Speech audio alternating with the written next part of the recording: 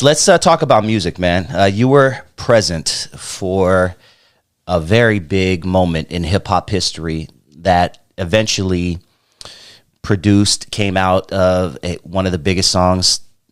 When I heard this song, when I'm taking myself back to, I was 9 or 10 years old because I was born in 78. So if my memory serves me correct, it was maybe 9 or 10 when I first heard this dude named Eazy. And I was like, oh shit, I need more of this. I had already heard the Fat Boys and I heard Run DMC and Rakim, but I was like, but when I heard Eazy-E, I was like, oh shit, I love this dude. And not only that, it was Boyz n the Hood. Now, I bring that up because you have an involvement kind of in Boyz n the Hood, maybe not even indirectly or directly, whatever. I don't know what word I'm looking for, but tell me the story. Tell me your Boyz n the Hood story. I'm going to just leave it at that. Okay, so in our neighborhood, like I said, we're on the other side of Greenleaf. So we consider the north side of Long Beach. So our neighborhood starts on Greenleaf and goes all the way down to North Long Beach. But Eric used to come over there, and like I said, his girlfriend at the time was Joyce, who he has her son name is Derek. I think they call him Easy3 now, Derek Wright. But this is when they didn't have a kid. They were just dating. And her best friend was Gail. Her boyfriend name was Raymond. These two guys were the biggest, to me, the dope dealers that I knew. So they was competing. So, Eric was trying to get us to get rid of his stuff, and Raymond was trying to get us to get rid of his stuff. But Eazy was like, man, I'm going to make a record label, Keith. Because I had two brothers, and one named Kevin, which they call him Kalo, and one named Jeffrey, what they call J-Bo. And they used to rap. And these guys used to rap all the time. This is 86. And all the homies used to tell them, y'all can't make no raps. Y'all cuss too much. Because my brothers used to always cuss in their rap. Back then, cussing was not getting on no radio play. Yeah. All the homeboys, and they used to rap for Eric. Eric used to make us tapes. Like, we used to go to his house. A lot of people don't know Eric was a DJ of some sort. He used to make us mixtapes. And I don't think I even knew that. Yeah, he used to make us mixtape. We'd go to his house. He'll say your girlfriend name. And we'll say our girlfriend name in a microphone, and he'll record it with a voice like that. It was that back then, that song Bug On Out with bug, bug, bug, bug, bug, bug, bug, bug. So he recorded, and we go home and we show that to our girlfriend. Oh, we getting coochie for a week. We done made a song with her name in it.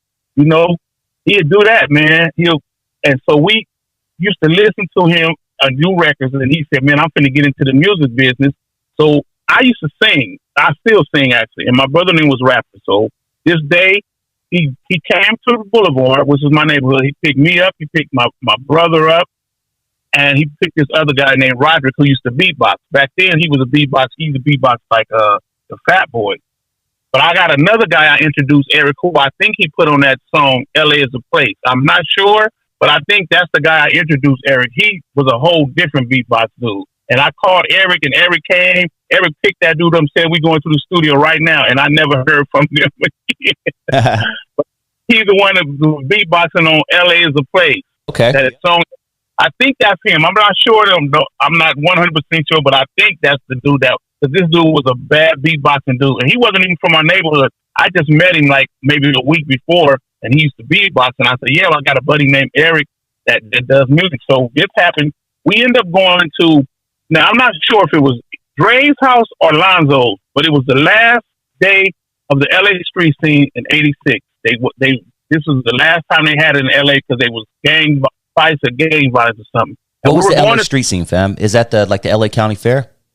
That's what the LA County Fair was back then. Was called the LA. Ah, okay. Before they moved it to Pomona because of the gangs. It was the last day. The last time they had it, this was the last day of it. We ended up, because we were going to that house to look at the premiere of, look at all these roaches, the claymation by Bobby, Jimmy, and the Critters did or something like that. We were going there, and plus, he wanted to introduce me to Dre, so I can sing for him, because he wanted me to put him on lip, and he wanted my brothers and him to rap. So when we got there was nobody there. It was just us and E.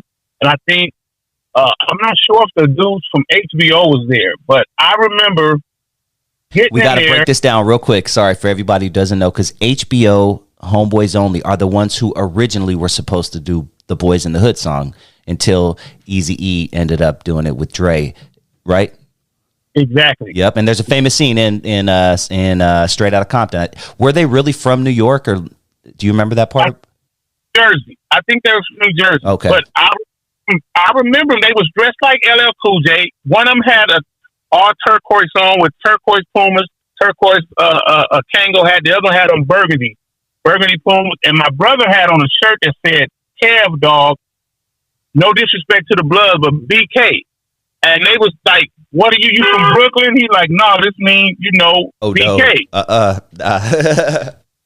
So we ended up having words with them because they were supposed to do the song, and then they started disrespecting Compton. From a white, my brother got a Jerry curl and this and that, and we like, what? I'm like, hey, bro, that's my little brother. So at this time, Dre Man was here, and then and we never even got. I don't even think we even got to sing or meet do anything. But they was like, man. So they was trying to do the song. I was just, and it's kind of vague about what really happened, but I remember this part.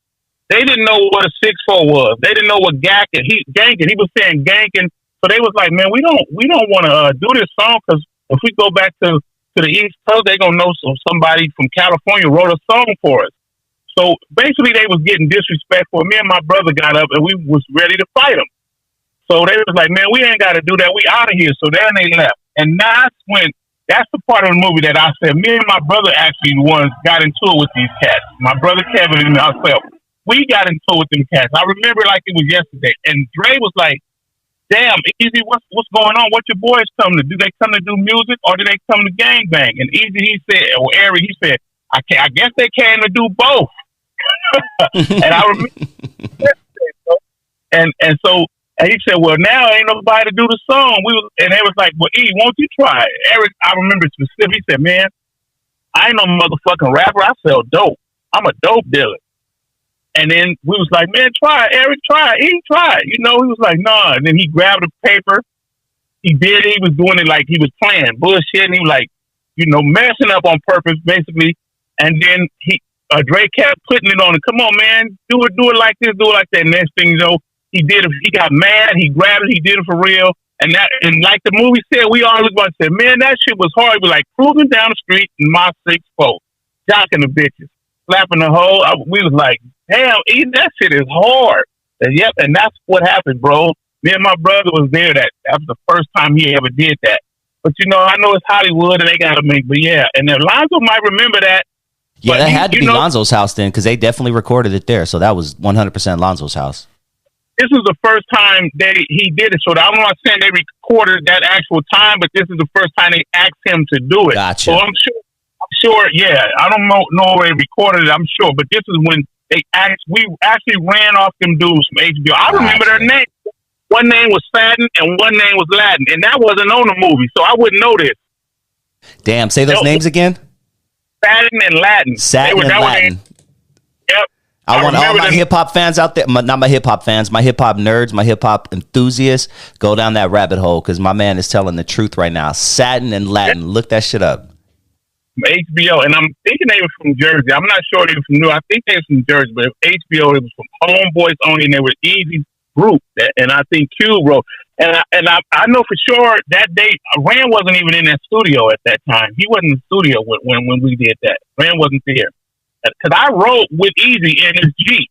That's when they had those, what them Jeeps were called back in the day? Suzuki? Suzuki. I rode Samurai. We rode with him in that Jeep. We rode with him in that Jeep, man. And I remember it like it was yesterday. And because Eric used to stop us on the street when we was out there selling drugs. Hey, man, listen to this. I got a new record, and play all the records, all the cuts, all the stuff after that. And he told me, Keith, I want to sign you. Do not go to San Diego. Mind you, I'm 16. The guy who I came out here with was paying us at that time in Long Beach $300 a week to sell dope for him. This is 86, 85. So you giving me $300 a week to sell dope plus anything extra that I get, which is like maybe $1,000 a week, I can keep to myself and just give him his. So back then, it wasn't heard of for nobody really from our neighborhood to own no record label. So we was like, I'm trying to get this money now. And he was like, don't go to San Diego. Don't go to San Diego. But I said, I'm just down the street, man. When you get it together and you ready, I can come back home.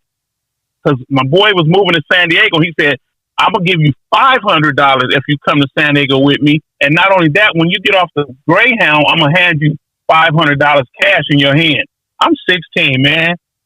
Nobody was making that kind of money in my neighborhood.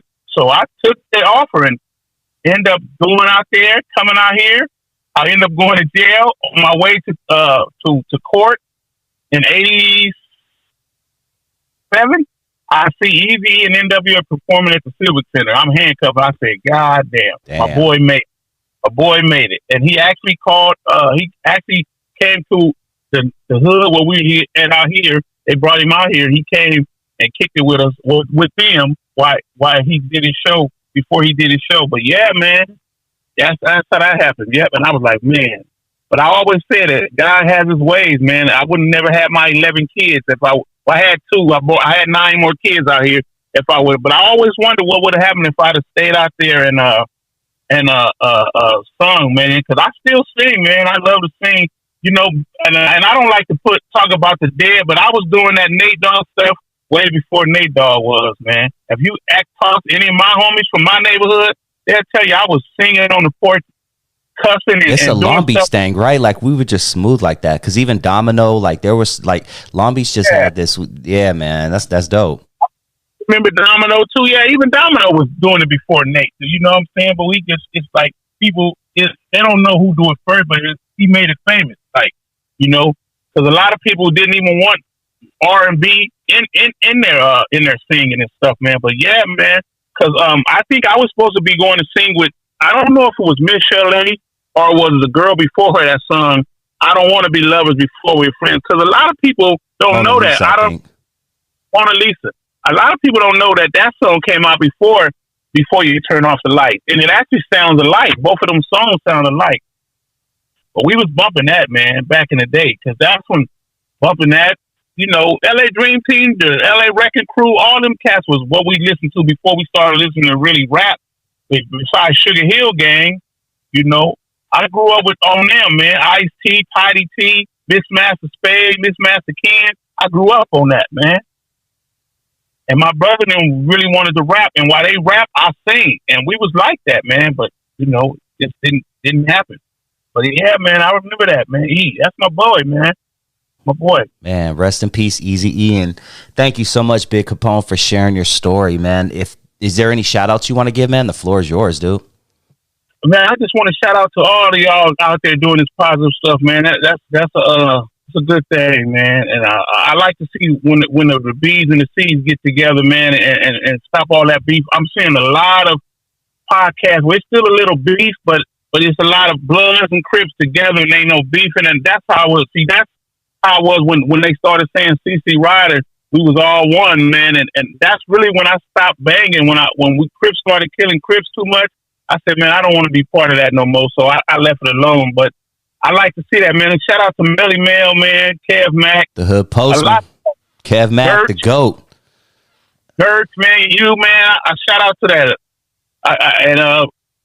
Y'all stay positive, man, and stay out the way like me, man. I came out here. I got a big homie out here that's doing great, man. He got out of the penitentiary, got out of jail, been out here for about 15, 20 years doing this thing. He's my big homie.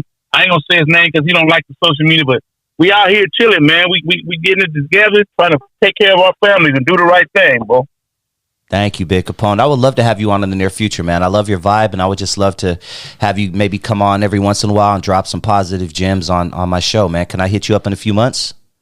Anytime, man. Anytime. My boy out there, Sleepy from my neighborhood, he finna start a podcast, and we trying to get it together. I'm gonna probably be on there. I'm gonna come out there always, probably once or twice a week, man. I'll be out there and connect me with Sleepy, man. I'll give him some love, to maybe help him get his numbers up at the beginning. Exactly. He's trying to start, and he asked me to do that too. So I'm gonna text you his number. Please do, and give him mine. Feel free to give him mine. It's official. Give him mine and just tell him Kapone sent me. I got you, man. I will do. I appreciate you giving me the time, man. And like I told y'all, that's a true story, man. I don't remember everything verbatim, but I don't lie to kick it. If you contact anybody from North Long Beach, they'll tell you what it is. I got pictures of Eazy that y'all have never seen before. When he was young, little, that's my boy, man. I used to go to his mama house with him. He had a crate full of records in his garage and used to make us tapes. Like I said, he was a DJ. He used to make us mixtapes. A lot of people don't know that, but that's my boy, man. Man, rest in peace, man. And I to the great AIDS because ain't nobody he had babies by have it. That's a whole other story. Break it. Hey, I wouldn't mind if you took a couple minutes to break that down because you're not the first person who thinks that, man. You know, because AIDS was big, right? We got Magic. He came out about the same time that he had AIDS, and he's still kicking today. He's still doing. But when you hear Eazy is died of AIDS, what was your thought, homie, when you first heard that? I need your opinion before we bounce. Bullshit, or somebody stuck him with something? Because I know Eric. I know a lot of females he was dealing with, even my homegirl. And none of his kids came out with, and wasn't his wife actually pregnant when he died? I believe so. So, man, that's some bullshit, man. That's some bullshit. And I also want to make a comment about, I don't know who said it, was it Keefe D but even though Eric wasn't really a gangbanger. Eric hung out with Crips, but he wasn't really out there talking about cuz this, cuz that, but Like Keefe D, one thing he said, if them dudes would have tried to come push up on E, they'd have had hell because Eazy had the back of Compton, at least from the seaside, no matter what, because he was our homie. Many people say that, so I don't believe that scene in Straight Outta Compton, because I've heard too many people on my show with their own words who were there that said if they even put a finger anywhere near Eazy-E, it would have been really bad for them. It wasn't going to be pretty. And if that did happen, he didn't tell nobody. Put it that way. Because I put it like that. If it happened, he didn't tell nobody because he had too much backup, man. I had homeboys in the penitentiary that Eazy used to send videos and pictures of his parties, and they loved him just for doing that for him. They didn't even have to send him no money. You know what I'm saying? He's just looking out, showing them pictures of the girls at the pool and stuff when homies doing 15, 10 years in the pen. They loved E just for that. And man, it wouldn't have been easy. I'm not saying nobody can be touched, but it would have been some hell to pay. Believe me.